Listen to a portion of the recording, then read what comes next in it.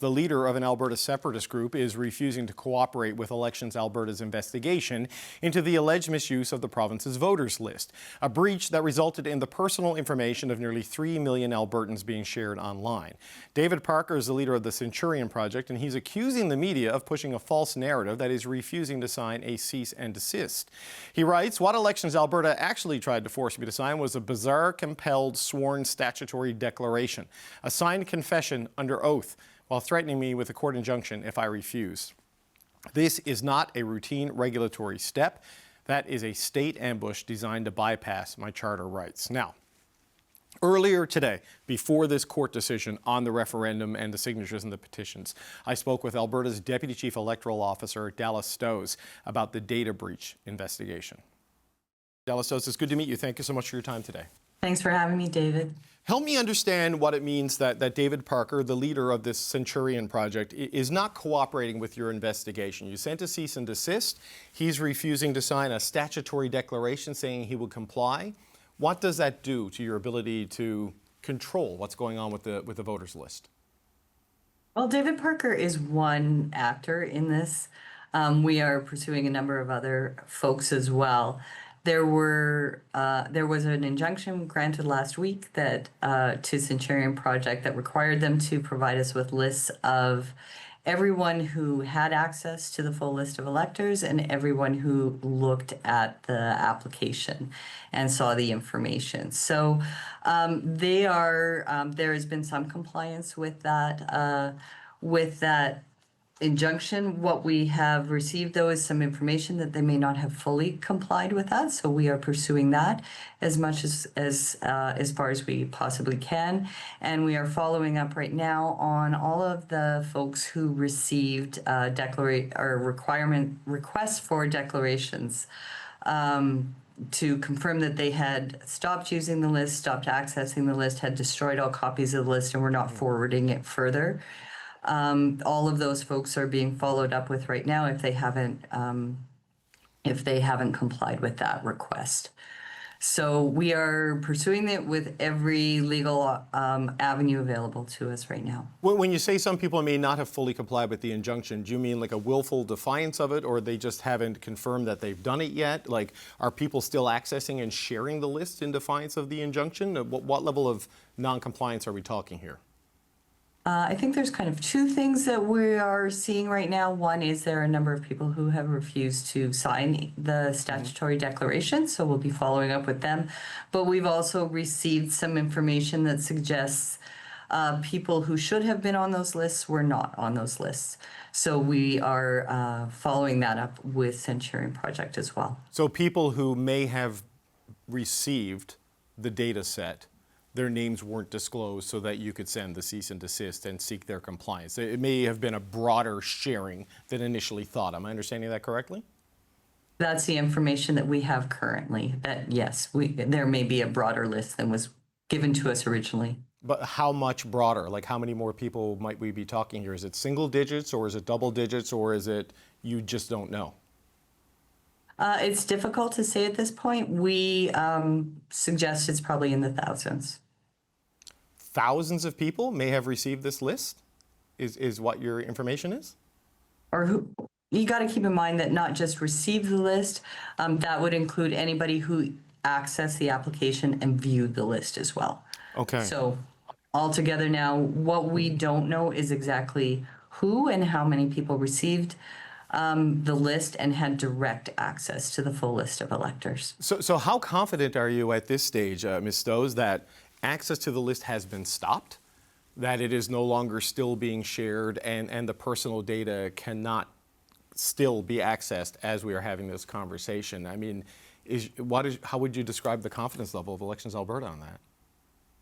I don't think we're completely confident. I don't think we can say that we're confident that that's the case. I think we are pursuing every legal avenue available to us to make sure that we are absolutely confident that that is what's happening. We have experts here in our technology team who are looking for that information and doing whatever they can to find out where it might be, if it's been used, if it's anywhere on the dark web, that sort of thing.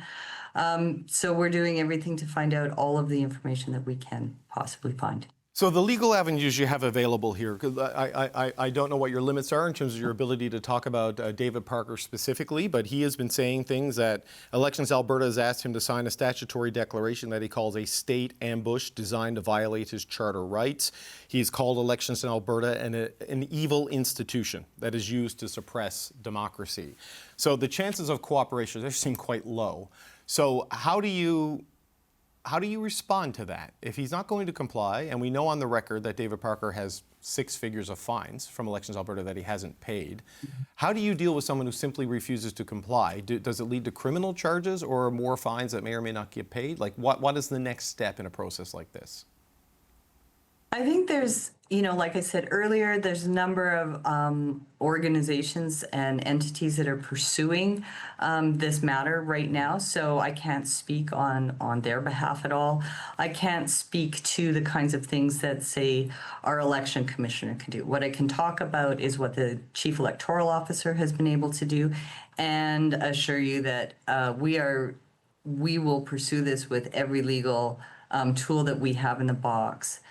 In terms of Mr. Parker's past fines, those matters are still in progress to have him pay those fines. So, we don't let them go and we don't just drop it off. But say every tool that you have in your box, I mean, do you have the right tools? Do you have enough tools in your toolbox? Because there's been a lot of commentary on the investigative threshold being changed and the broadness of the powers of Elections Alberta being changed. And this may have, in fact, been a reason when Jen Gerson and others sent anonymous tips to Elections Alberta that an investigation wasn't started earlier. I mean, do you have what you need to deal with this, or are you sort of fighting with one hand tied behind your back? I think there's a couple of things here. The legislation does require that we must have reasonable grounds in order to begin an investigation. And that reasonable grounds is a much higher threshold than the standard grounds to warrant, which is what we had previously. We would like to re-examine that with the government and have some change there to roll it back to the previous standard that would allow us to move much more quickly.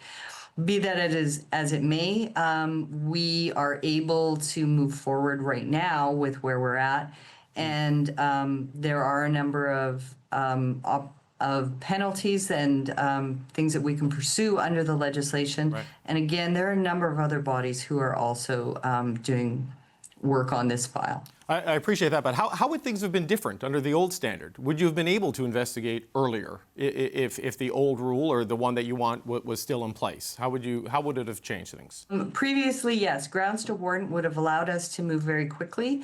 On very early tips that had little information, we could have followed up doing investigative activities very quickly on those. So certainly it did hamper this particular matter, and it's part of some of the recommendations that we will have to the government moving forward on how we can make sure that this doesn't happen again. So just as a final point, Dallas Stoesz, look, going forward, we don't know yet which referendum question will be certified, if any of them will be certified.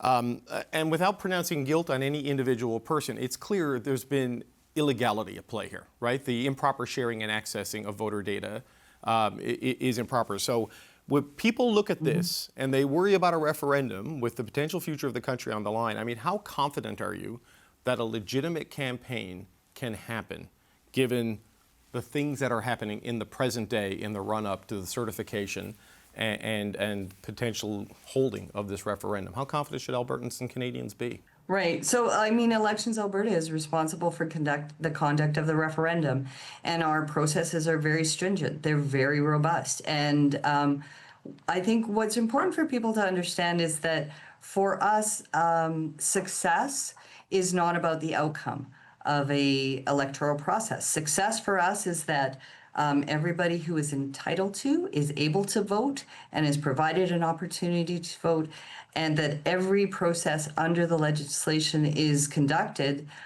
cleanly, and all political participants comply with that legislation. And if they don't, then we follow up on that. Those are the things that we're committed to, and that is what success is to us. Ultimately, the outcome is the least relevant thing. So we're focused on ensuring that those processes are absolutely solid, that we're absolutely ensuring that they are fair and they are accessible and they're beyond reproach. Not only that, we're working with a number of partners, including various law enforcement agencies. We're working with CSIS. We're working with a number of other security agencies to help assist and make sure that this referendum can be conducted in a fair and equitable manner. Dallas Stoesz, Alberta's Deputy Chief Electoral Officer, thanks so much for your time today, and good luck in the days ahead. Thank you, David. Appreciate allowing us to share this important information with Canadians.